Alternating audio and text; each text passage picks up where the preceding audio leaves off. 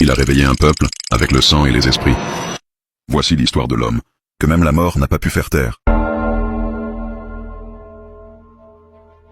1767, l'enfant enchaîné.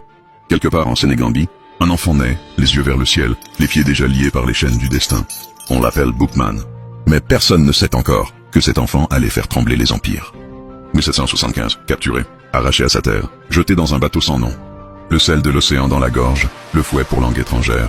Jamaïque, puis Haïti. Il devient propriété, mais dans ses yeux, une rage que personne ne peut acheter. 1780, le commandeur silencieux. À la plantation de Turpin, il travaille, il observe. Il devient commandeur, puis cocher. Mais derrière ce rôle, il cache une mission. Préparer l'heure, préparer les cœurs, préparer la révolte. Il est Hougain, prêtre du vaudou.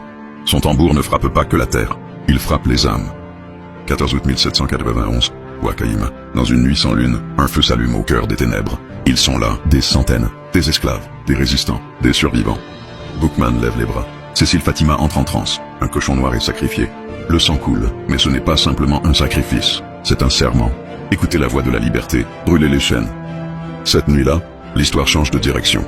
22 août 1791, l'enfer se lève. Les chaînes explosent. Les plantations brûlent.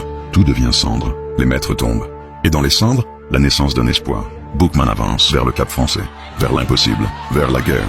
Septembre 1791, l'ultime combat. Les autorités coloniales ripostent.